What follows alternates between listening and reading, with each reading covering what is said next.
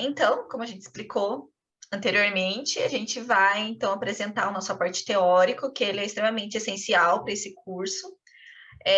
A gente localiza a nossa narrativa, como eu expliquei também no vídeo anterior, na Turquia e Índia, né? Então, na Ásia.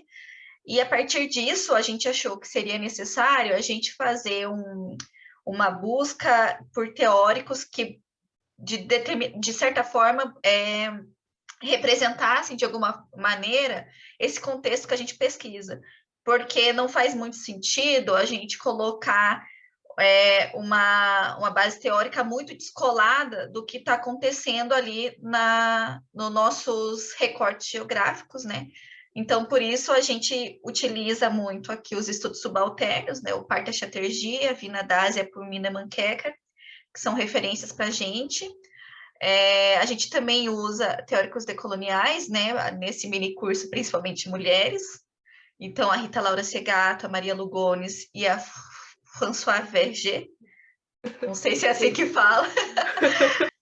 E como teóricos pós-coloniais, a gente utiliza a Laila Bulagu e o Eduardo Said, por causa do nosso recorte mesmo, né, temporal. Conforme no decorrer do curso vai ficar mais claro para vocês o porquê das escolhas desses teóricos em específico.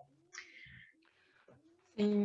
É importante a gente apresentar isso, mesmo que seja um pouco demorado e talvez denso, porque a nossa tentativa é justamente entender essas narrativas que a gente está lidando, sem esquecer as questões de raça, a dicotomia Ocidente e Oriente, a questão de gênero. E aí, para a gente lidar com essas questões, a gente precisa se basear em uma teoria que dê conta disso e que esteja mais familiarizada com tudo isso. Então, por isso que a gente escolheu começar o mini curso apresentando isso para vocês, até porque eu tenho certeza que alguns autores que a gente vai lidar aqui, eles não são muito conhecidos.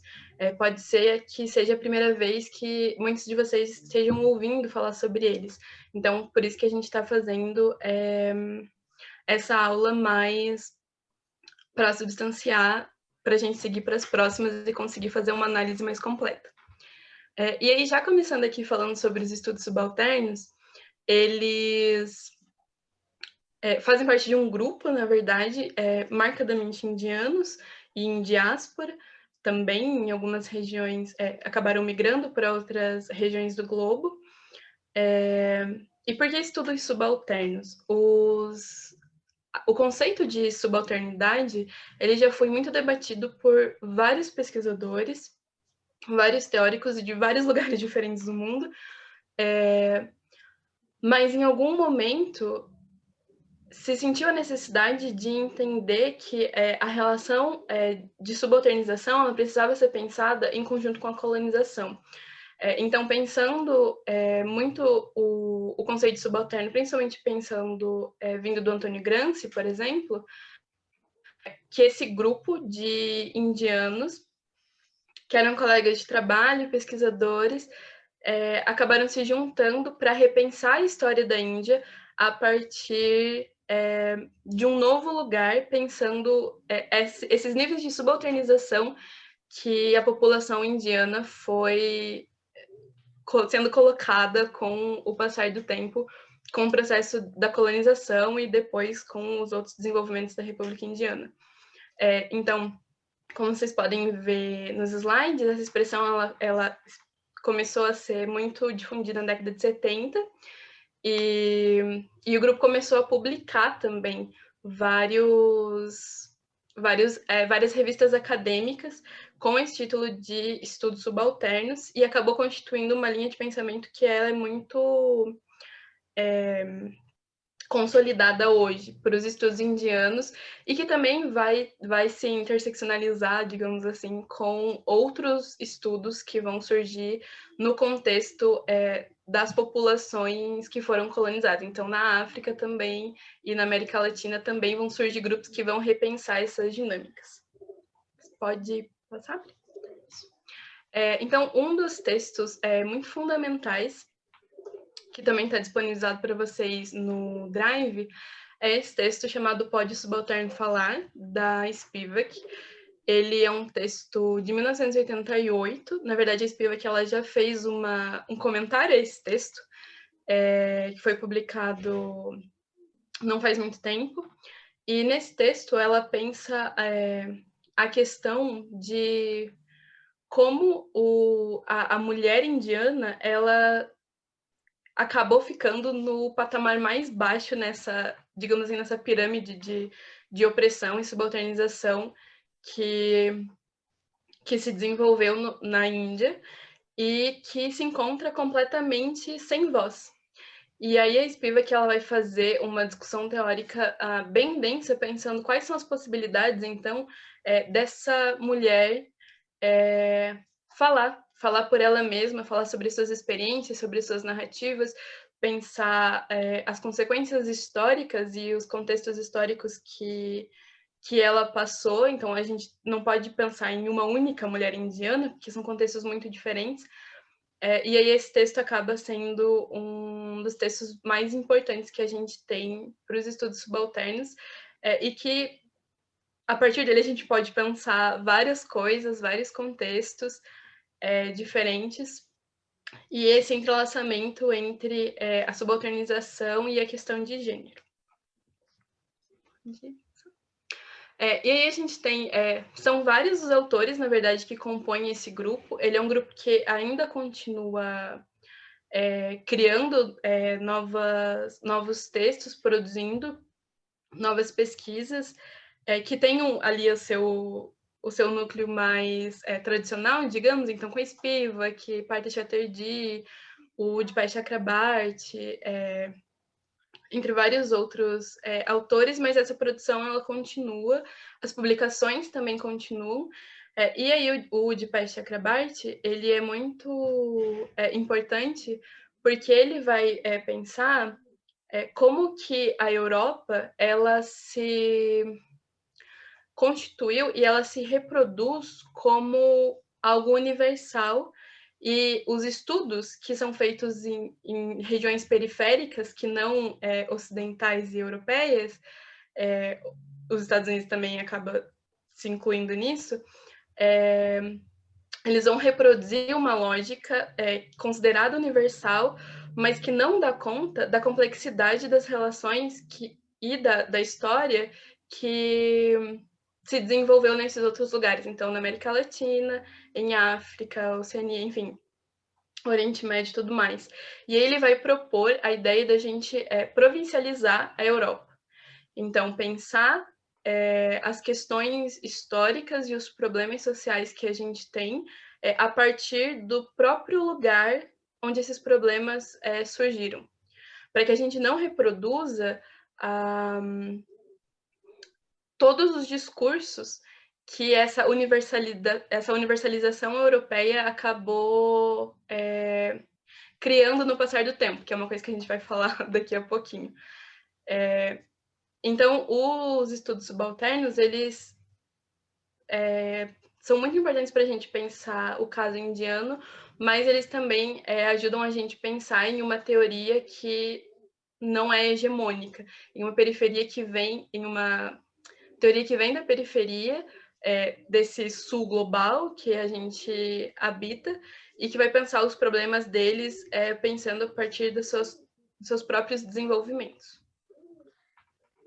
Enfim, a gente chega agora nos estudos decoloniais, que tem as suas relações, tem seus diálogos, né, com os estudos subalternos, que são muito importantes, né? Então, existe um diálogo entre os estudos subalternos, os estudos decoloniais e os estudos pós-coloniais, mas não necessariamente eles concordam com tudo, né? Tem aí algumas críticas, né? Por exemplo, o movimento decolonial acredita que os estudos subalternos não têm como pretensão descolonizar, né, a produção do conhecimento que é eurocêntrico, né, europeu, desculpa. Dentro do que a gente entende, então, como estudos decoloniais, a gente tem que entender que é um sistema que compartilha um conjunto sistêmico de enunciados teóricos que revisam a questão do poder na modernidade.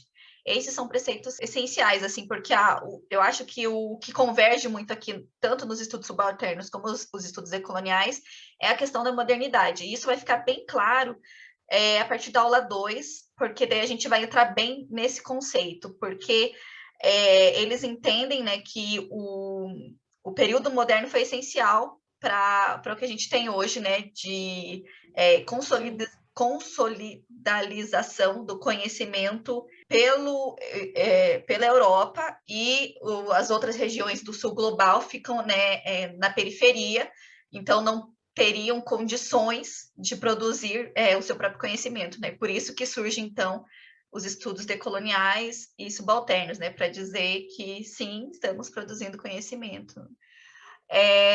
Então, basicamente, os estudos decoloniais estão pautados em alguns focos teóricos, que são a colonialidade do ser, do poder e do gênero, que eu vou falar daqui a pouquinho para vocês, mas a gente tem que entender que essa questão da modernidade, os estudos decoloniais entendem, então, que a modernidade se dá a partir da conquista da América, e não como a gente convencionalmente aprende lá em história moderna, com a questão do iluminismo, né, Revolução Industrial e tal. Então, eles voltam, né, lá em 1492, se eu não me engano, que quando acontece, né, quando o primeiro europeu pisa nas Américas, eles entendem que a partir dali surge o período moderno, que desencadeia toda uma opressão, que ela não é só física, né? Ela é epistêmica também, e é por isso que existem essas tentativas de descolonizar, então, o conhecimento. A ênfase especial, né, na estruturação do poder por meio do colonialismo e das dinâmicas constitutivas do sistema mundo moderno, sistema mundo moderno capitalista, né, que seria essa concepção da modernidade em si. E suas formas específicas, né, de exploração na escala global, né? A compreensão da modernidade como fenômeno planetário constituído por relações assimétricas de poder, e não como fenômeno simétrico produzido na Europa e posteriormente estendido ao redor do mundo.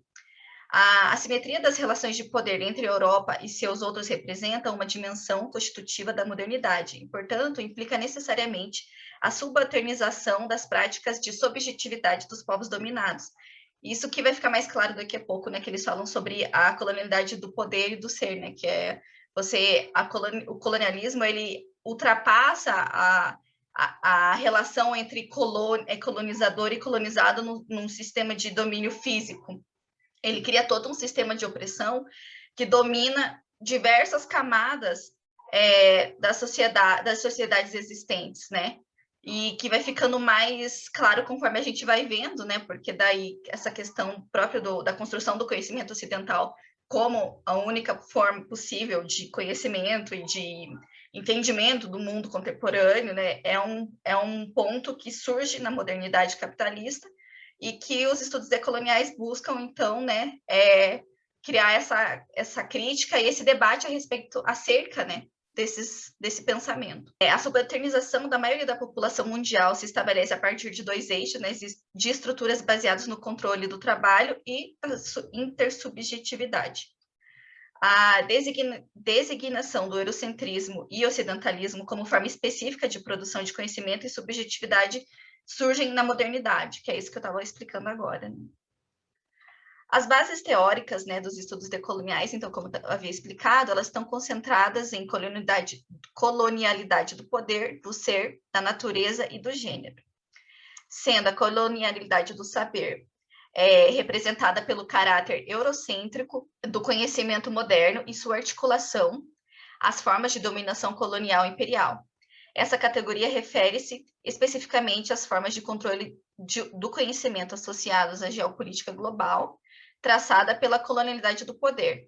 Nesse sentido, o eurocentrismo funciona como um locus epistêmico, onde se constrói um modelo de conhecimento que, por um lado, universaliza e experiencia o local da Europa, né, como modelo normativo a ser seguido, e, por outro, designa seus dispositivos de conhecimento como os únicos e válidos, né? Isso daí a gente vê diversas questões, né, que acontece principalmente aqui na América, que a gente acaba tendo mais contato, né? Por exemplo, a subalternização do conhecimento indígena. Existiam diversas formas, né, dos indígenas lidarem com diversas formas de doenças e tudo mais. Isso tudo não é mais válido, né? Ou quando é válido, eles se apropriam desses estudos indígenas, desses conhecimentos indígenas, colocam num molde, digamos, ocidental de ciência para poder que seja difundido e reconhecido. Mas geralmente o que acontece é um apagamento mesmo. Então, só vale o que é ciência, o que é produzido pela Europa. Aí a colonialidade do ser, que é uma proposta de Nelson Baldonado Torres, que entende que a modernidade como uma conquista permanente, na qual o construto de raça vem justificar a prolongação não ética da guerra, que permite o avassalamento total da humanidade do outro, né? O autor aponta a relação entre colonialidade do saber e do ser, sustentando que a partir da centralidade do conhecimento na modernidade, que se pode produzir uma desqualificação epistêmica do outro, né, que está pautado na raça. E isso tem a ver também com a questão que a gente vai falar agora, mais para frente, sobre gênero, porque elas estão entrelaçadas, né? Raça e gênero estão entrelaçadas no sistema colonial moderno. Não tem como falar sobre gênero sem falar de raça em contexto de sul global, né?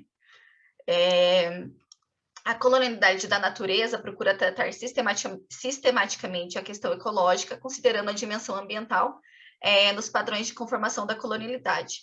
As formulações recentes, né, permitem entender que a maioria da natureza é afetada pela colonialidade, uma vez que essa é vista como espaço subalterno passível de exploração e modificado conforme a necessidade de acumulação capitalista vigente, né? Isso a gente vê muito, assim, por exemplo, com a moda, né? Que acontece, tem uma produção extensiva de roupa na Índia, em Bangladesh, né? Em regiões que, na China, né? Em regiões que as pessoas recebem muito pouco para isso, existe toda uma exploração, uma destruição do meio ambiente, da onde está sendo produzido essas peças de roupa e que vão alimentar o mundo ocidental e tudo mais.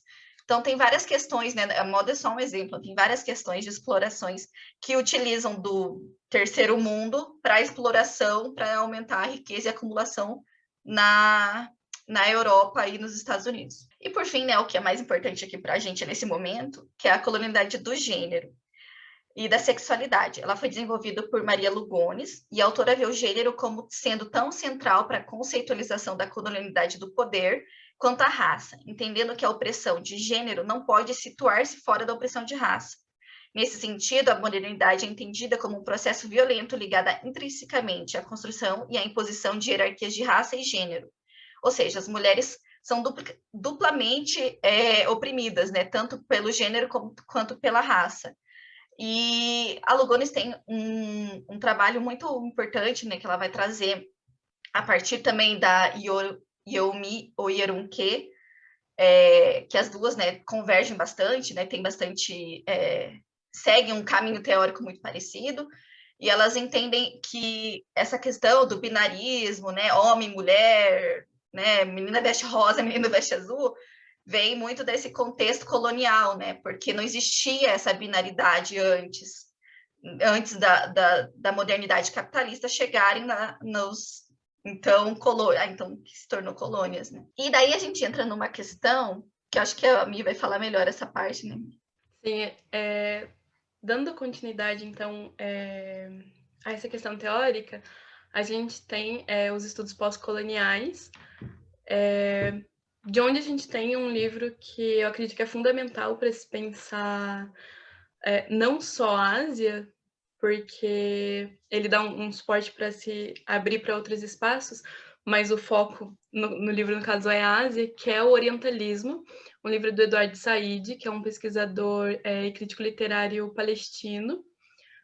O livro é de 1978, mas ele ficou, digamos assim, ainda mais famoso depois da queda das Torres Gêmeas. E esse livro ele é muito importante porque ele vai teorizar e explicar algo que ainda não tinha sido posto dessa forma, e possibilitar várias leituras e uma abertura epistemológica aí sobre os estudos asiáticos. Porque o que seria, então, o orientalismo? Ele é um conceito que ele possui 3 facetas, digamos assim, 3 frentes, e que eles vão operar no nosso mundo e ainda operam de forma simultânea, convergindo, às vezes separado, mas eles sempre vão, digamos assim, preceder o pensamento ou o conhecimento que as pessoas têm sobre a Ásia. Então, primeiro, o orientalismo ele é uma tradição acadêmica que surgiu com a colonização, um pouquinho antes do processo colonial, mas quando surge na Europa um interesse muito grande de viajar para as Índias, de atravessar o Egito, o Oriente Médio, que até então, né, começa-se também a criar a ideia do Oriente Médio, do que é a Ásia, essa divisão de espaços no mundo. Surge, então, os orientalistas, que eram pesquisadores que iam estudar o conhecimento, acho que está antes, que iam estudar esses lugares distantes, porque a gente está falando, principalmente ali começo do século XVII, XVIII, XIX, esses estudos já vão estar muito bem baseados e estabelecidos, digamos assim, e eles vão ir atrás muito por uma questão, primeiro, cristã, de entender da onde que veio a língua, esse retorno a Jerusalém, a Palestina. E aí eles vão começar a estudar outras culturas, só que esse estudo e esse conhecimento, ele não é vamos ouvir o que os outros têm a falar sobre eles mesmos. Ele é não, nós vamos estudar o que esses povos são, e aí a gente já tem um racismo estabelecido que vai entender que os europeus eles são superiores e esses povos eles são inferiores a eles.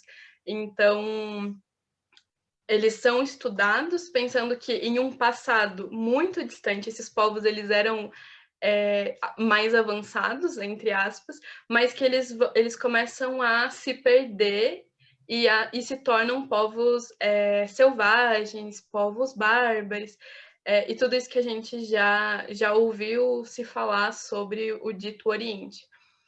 E aí eles vão estabelecer esse estilo de pensamento baseado em uma distinção ontológica e epistemológica entre o Ocidente e o Oriente.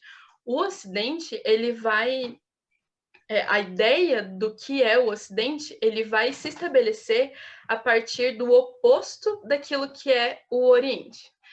Então, para o Ocidente ser legal, ser desenvolvido, ser avançado, ser moderno, o Oriente ele precisa ser o contrário de tudo isso. Então, ele precisa ser bárbaro, ele precisa ser atrasado, ele precisa ter formas de governo que não são interessantes, que são ultrapassadas. E aí vai se construindo isso entrelaçado a esses estudos que estão sendo feitos sobre os outros povos. E aí, mais ali para o século XVIII, XIX, vai se formar uma instituição autorizada a lidar com o Oriente, liderada por esses orientalistas.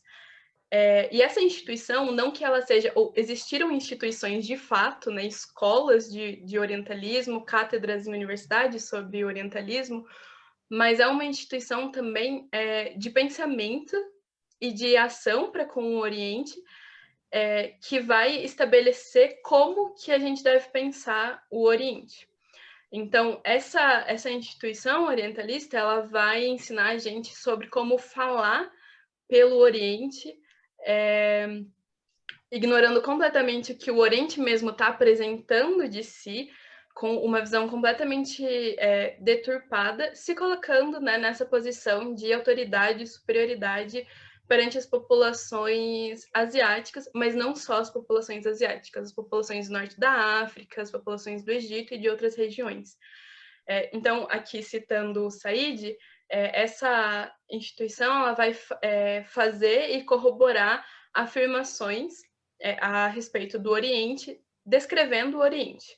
Então, o orientalismo, em resumo, ele é como um estilo ocidental para dominar, reestruturar e ter autoridade sobre o Oriente.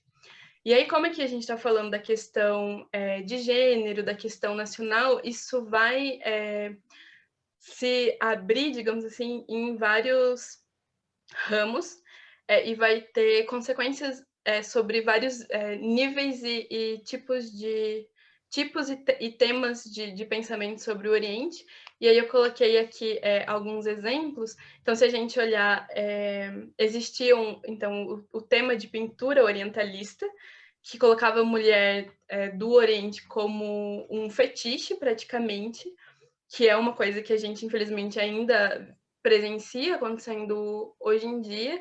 Então, essas mulheres eram sempre mostradas seminuas ou em situações degradantes, ou o tema da pintura eram os famosos haréns, para sempre colocar a mulher oriental em um lugar de subjugação.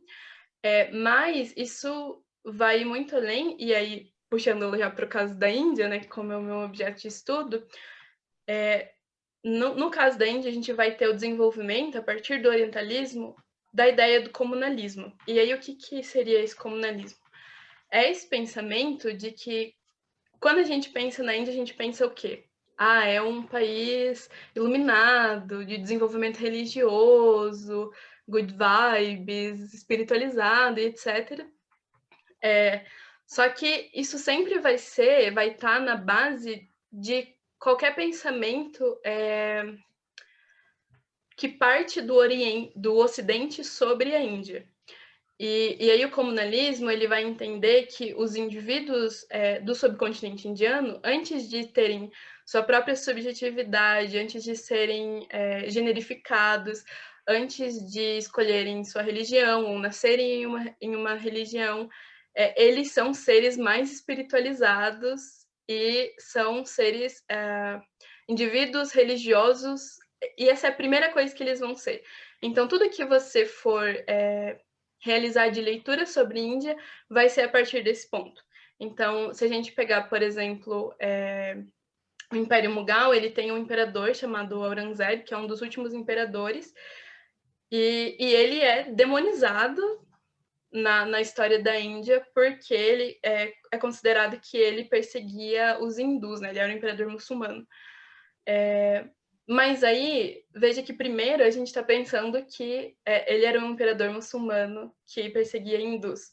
Não se pensa se existia um conflito de terras, um conflito de poder, um conflito de classe, enfim, outros tipos de leitura. A primeira coisa que a gente vai pensar era um imperador muçulmano que perseguia hindus. Então, a religião ela sempre vai estar primeiro antes de qualquer coisa, e isso é uma consequência dessa visão orientalista.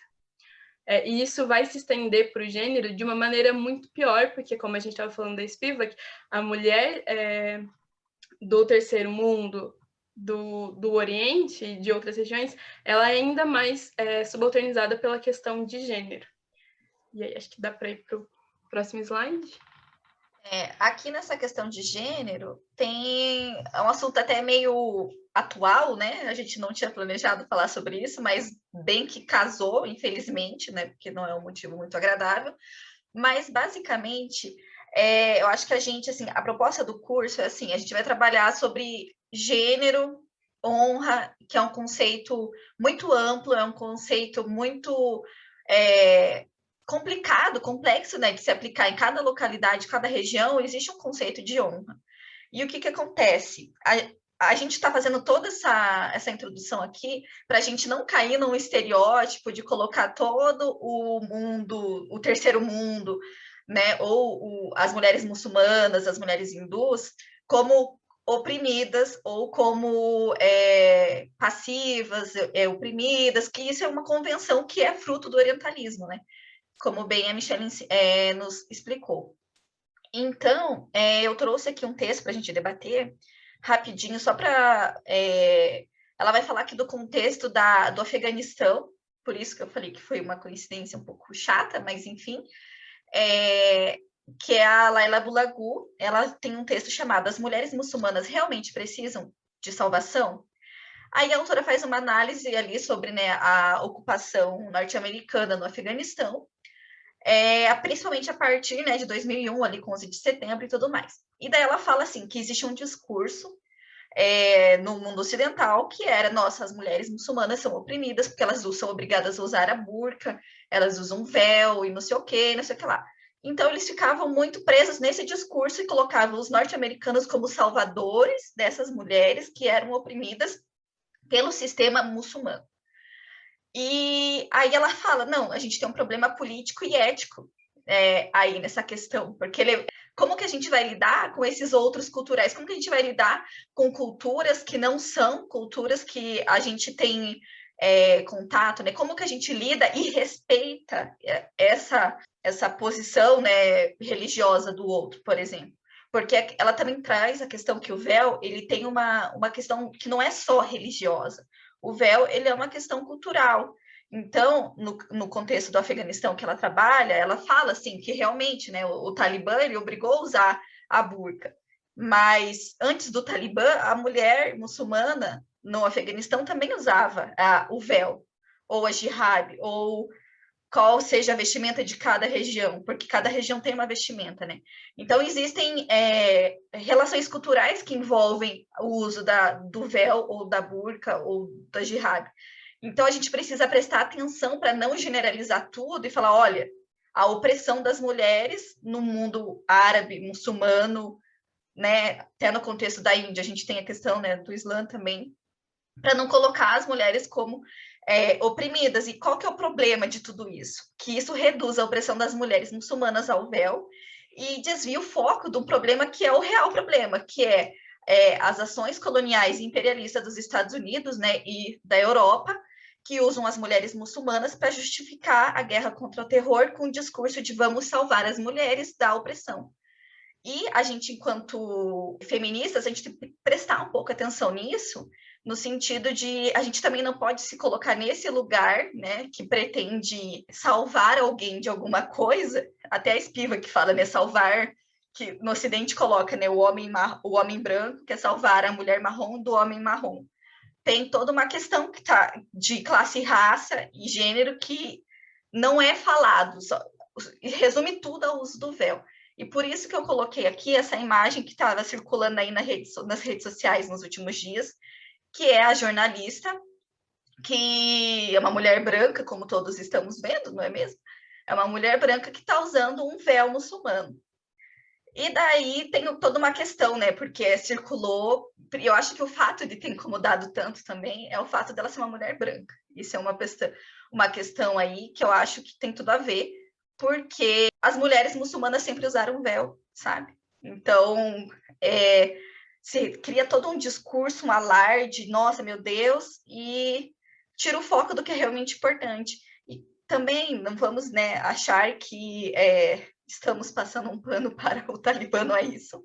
Eles realmente têm uma política extremamente extremista que aplica a Sharia, né? E tem toda uma questão aí que envolve a relação das mulheres, mas que a gente não pode simplesmente reduzir isso a um objeto, uma roupa, né? Que é justamente o que a Bulago vai falar. Então, ela fala que a gente precisa de um trabalho duro para reconhecer e respeitar as diferenças, que a gente precisa entender que as culturas são produtos diferentes, de histórias diferentes, de processos históricos diferentes, e que cada uma dessas regiões, né, são frutos desses processos históricos distintos. Então, a gente tem que entender que o mundo não é igual e que tá tudo bem, não precisa ser igual. Sim. Achei que você falou alguma coisa. E nós podemos, né, ela fala assim, nós podemos querer justificar para as mulheres, mas podemos aceitar que pode haver ideias diferentes sobre justiça para mulheres diferentes em diferentes lugares do mundo, né? Ela traz esse debate do tipo, será que a mulher muçulmana realmente quer tirar o véu? Quer tirar a burca? Elas podem ter toda como é que fala o nome? Me fugiu a palavra. Ela pode ter suas próprias lutas, entendeu? Seus próprios motivos, suas próprias pautas. Ela pode ter suas próprias pautas. E também a gente não pode esquecer que existe feminismo no mundo árabe, muçulmano, do terceiro mundo. Existe. Essas mulheres têm outras reivindicações, essa é a palavra, reivindicações. Elas reivindicam outras coisas. E a gente precisa entender que as nossas necessidades não necessariamente são as mesmas. E a gente também não pode impor o que essa mulher tem que querer. Não é porque eu acho que usar o véu é errado que eu tenho que achar que a colega tem que usar que o véu é errado. E daí ela fala uma coisa que eu acho muito simbólico, que é assim, a gente também não pode achar que o feminismo é coisa do Ocidente, porque não existe isso de feminismo é coisa do Ocidente. Existe o feminismo colonial, que é isso, você impor o que é errado culturalmente ou não para uma pessoa, né? Então, tem as feministas coloniais que ficam pedindo, exigindo que tirem o véu, aquela coisa toda, como se o véu fosse realmente um grande problema de todo o Oriente Médio ou de todo o mundo muçulmano. Enquanto a gente sabe que não é. E como se também, se no mundo ocidental não tivesse opressões, as mulheres não usam véu e, no entanto, não são menos oprimidas. Ela fala uma coisa também que eu acho bem importante, que é assim, que a gente conseguiu se politizar acerca de raça, classe, mas a gente não se politizou também sobre cultura. E a gente tem que prestar atenção no nosso discurso enquanto feministas engajadas, para tomar cuidado, para a gente não entrar na pele das mulheres cristãs missionárias do século XIX, que vinham, né, que dedicaram a sua vida inteira a salvar mulheres muçulmanas, né? Então a gente tem que cuidar para não se colocar nesse lugar de salvadoras, porque não é esse, a questão não é essa, a questão é outra, como a gente falou, né? A questão é o imperialismo, né, o colonialismo e a exploração que transcende. O véu é apenas um símbolo muito, eu diria até que relevante para toda a luta, entendeu? Para toda a pauta do que está sendo levantado ali. Então é isso, né? Eu acho assim, por que a gente está trazendo esses debates? Esses debates eles são importantes porque a gente está trabalhando num contexto que não é o Ocidente e a gente está trabalhando num contexto onde constantemente se criam diálogos sobre mulheres oprimidas do terceiro mundo que precisam de salvação e tudo mais. O meu contexto é a Turquia, né? Então lá é um país muçulmano e essa questão do véu realmente foi um problema. Então, mais para frente, lá na aula 3, a gente vai ver como esse debate do véu realmente não resolveu nenhum problema. O problema o buraco é muito mais embaixo, né? Digamos assim. Então, a gente traz esses debates assim mais para localizar sobre quem a gente está falando e o nosso papel enquanto pesquisadores e alunos inscritos de não ter um olhar tendencioso a achar que a gente está falando de pobres coitadas que estão sendo oprimidos pelo patriarcado no terceiro mundo. É mais ou menos essa a questão que eu queria trazer. Dá pra gente perceber como a gente acaba, de formas muito simples, comprando discursos que parecem inofensivos, mas que vêm sendo repetidos à torta direito, tipo, há literalmente séculos, assim. E aí eu trouxe aqui um texto da Françoise Verger, que é uma ativista e uma pesquisadora da Ilha de Reunião, que foi um lugar colonizado pela França.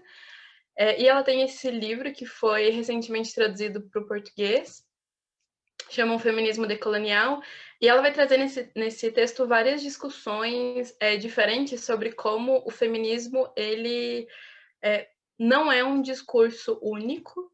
Existem vários tipos de feminismo, mas não só no que diz respeito que a gente está acostumado a falar, o feminismo liberal, o feminismo radical, o feminismo comunista, marxista, e etc. Mas pensar que antes disso existe um feminismo civilizatório, porque qual é a questão? A luta das mulheres ela não começa com o feminismo. A luta das mulheres ela sempre existiu em diferentes partes do mundo, de formas muito diferentes, por questões diferentes, mas não é porque a gente tem, a partir do 19, ali, quando começam as sufragistas, depois um movimento feminista, que a luta das mulheres ela não existia antes. E aí a gente tem que tomar cuidado com esse discurso, porque ele acaba apagando as outras lutas de mulheres de outros lugares. E aí ele também faz parte desse projeto civilizatório e colonizador que a Europa e o Ocidente vem empreendendo há tanto tempo. Então, o feminismo civilizatório, ele é esse projeto que ele apaga a luta das mulheres, ele entende que a luta das mulheres começa com a luta das mulheres brancas, burguesas, pela questão de trabalho, pela questão de igualdade, mas esquece que muito antes dessas mulheres começarem a adentrar o mercado de trabalho, existiam outras mulheres que já trabalhavam há muitos séculos, existiam mulheres que escravizaram outras pessoas de outros lugares que foram donas de escravos, que construíram suas riquezas e que mantiveram vidas muito confortáveis por causa da escravidão e de outros problemas que a colonização criou. Então, elas estão... o estilo de vida que foi pautado em cima de muita violência e de um projeto horrível, e aí isso acaba apagando todas essas questões, se pensando em questões capitalistas e liberais, do tipo a mulher ser dona do seu próprio corpo, coisas que atrelam a mulher muito a um imaginário patriarcal do que seria uma mulher independente, uma mulher dona de si, etc., e acaba excluindo que existem mulheres que estão aí com interseccionalidades de problemas de raça, de classe, de acesso à educação, de acesso a coisas muito básicas para a sustentação da vida delas e das suas comunidades, em troca desse discurso girl power e etc., que é esse feminismo mais mainstream, que não toca em todas as lutas e necessidades das mulheres globais, principalmente no Sul e nos países que foram colonizados. Então, a Françoise Verger ela vai discutir essa questão nesse livro, e ela vai trazer, enfim, além de vários exemplos, um chamado e uma tentativa de pensar um feminismo que seja decolonial, e que, como ela define, os feminismos decoloniais estudam o modo como o complexo racismo, sexismo, etnicismo, e aí eu colocaria o capitalismo junto, impregna todas as relações de dominação, ainda que os regimes associados a esse fenômeno tenham desaparecido. Então, é mesmo que, pensando aquilo que a Priscila já tinha explicado sobre a colonialidade do poder, colonialidade do pensamento, mesmo que a escravidão e outros tipos de dominação e exploração de pessoas e de mulheres já tenham acabado, a gente ainda vive as consequências desses fenômenos, desses momentos históricos, e a gente precisa lutar para que isso acabe. E não tem como a gente pensar nisso separando e sedimentando a luta. Então, o racismo ele precisa ser pensado junto com o sexismo, junto com o etnicismo, e também pensado sobre essa questão, como a gente já falando do orientalismo, de como se produzem discursos muito facilmente na mídia, no cinema, na literatura, sobre as mulheres que acabam passando por essa dupla subjugação. Então, tanto a Françoise Verger quanto a Gayatri Spivak e a Oyeronki Oyeyumi vão pensar, a partir, então, do contexto da colonização francesa, da Índia e do contexto africano, especificamente nigeriano, como essa dupla subjugação vem afetando as mulheres, e a gente precisa parar para entender isso, para que a gente não reproduza, não só nas nossas pesquisas, mas também no nosso dia a dia, nas nossas conversas, nas nossas leituras, toda essa rede de discursos que acabam apagando e silenciando outras mulheres.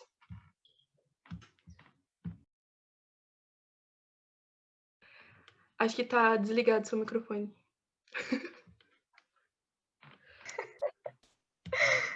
Ai, o mundo virtual. E para fechar, então, né, esse tópico sobre o contexto, digamos assim, do orientalismo, eu trouxe aqui uma leitura mais provocativa do que a gente não vai se debruçar sobre ela, nem nada, mas assim, para pensar um pouco, porque aqui a proposta do curso é o quê? A gente vai se debruçar sobre o conceito de honra e como que o conceito de honra está entrelaçado com os discursos dos Estados nacionais modernos, né? Como a nossa pesquisa, a gente já tinha falado aí de Turquia, e a gente já acabou de explicar que a gente não quer produzir um discurso de nossa, coitadinha das mulheres no Oriente, a gente tem que mostrar que honra não é um conceito só oriental, digamos assim, né?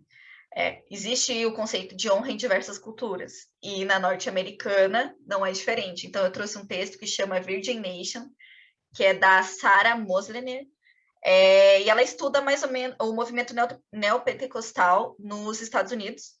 Então, ela traz um pouco sobre essa retórica, né, que mescla nacionalismo norte-americano e a pureza sexual das mulheres, dentro, né, da religião cristã.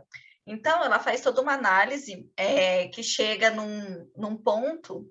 Os movimentos evangélicos norte-americanos, eles conseguem imbricar a narrativa de o declínio da nação dos Estados Unidos, né? Primeiro, durante a Guerra Fria, que tem a questão da Rússia e tal, surge um sentimento muito apocalíptico, né? Então, eles criam toda uma narrativa ali para dizer, olha, isso está acontecendo porque a nossa nação, ela está envolvida em imoralidade, entre aspas, porque é um discurso bem religioso, imoralidade sexual. Então, essa depravação moral colocaria em risco a segurança nacional dos Estados Unidos. Ela traz vários exemplos, né?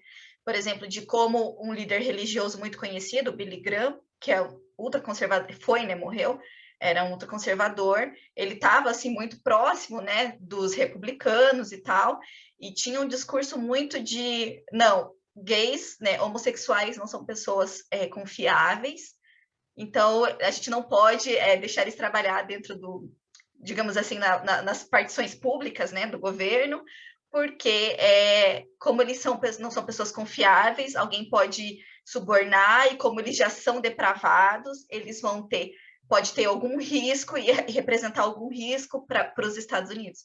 Então, para você ver que é um negócio muito complexo. E daí, essa teoria, né, defende que o Estado-nação moderno e forte, ele só vai ser superior, se manter nessa superioridade, né, que é esse status que os Estados Unidos alcançou, se ele manter uma nação puramente sexual. Isso quer dizer controlar as mulheres, né? Vamos traduzir em miúdos. Então, os evangélicos usam a pureza sexual para estreitar laços com apoiadores republicanos, afirmando ideais bíblicos de casamento, família e sexualidade como parte integrante do bem-estar nacional. E também, eu acho que a gente pode chamar, eu posso mencionar aqui rapidamente, no Brasil a gente tem acho que muita gente conhece, que é o Escolhi Esperar. Mas nos Estados Unidos tem o Amor Verdadeiro Espera, né? Tradução livre aí. Tem outros movimentos lá nos Estados Unidos que tenta buscar dar fim, dar cabo a essa imoralidade sexual, que é basicamente para não deixar com que o Estado grande, soberano e tudo mais, norte-americano, entre em declínio e em colapso.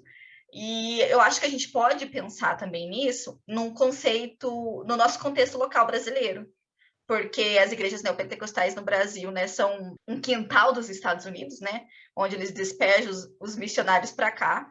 E a eleição do Bolsonaro, com um discurso muito conservador para a questão sexual, está totalmente atrelado a isso. Então, para a gente pensar que essa narrativa sobre honra e pureza sexual, ela não está tão deslocada da gente quanto a gente imagina. Eu acho que a gente só precisa desconstruir algumas questões, tipo, do orientalismo, prestar atenção com que tipo de olhar a gente está olhando para determinadas culturas, porque, como eu acabei de mostrar aqui, isso está muito mais perto do que a gente imagina, né? O que a gente imaginou para essa aula é isso. Era mais uma contextualização mesmo do nosso aporte teórico e também colocar vocês para pensar um pouco sobre como que a gente constrói uma narrativa no mundo ocidental que acaba colocando as mulheres, né, digamos assim, do sul global em condição de que precisam de salvação, que precisam, né, de um cuidado maior e que a gente precisa ser as mulheres, né, brancas aqui no nosso contexto que vão salvar as pobres coitadas das mulheres, né, oprimidas na Ásia. Então, eu acho que essa é a questão, só para a gente começar a refletir mais sobre essas questões. Na aula 2, a gente vai entrar melhor no conceito de honra, nos nossos contextos também, para ficar mais claro. Mas era isso que a gente tinha planejado para a aula de hoje. Sim. Lembrando que se alguém tiver alguma dúvida, algum comentário, quiser colocar nos comentários do vídeo ou mandar e-mail para a gente, podem sentir à vontade para fazer isso, que a gente vai estar respondendo tranquilamente vocês. É isso, gente. Até a próxima aula.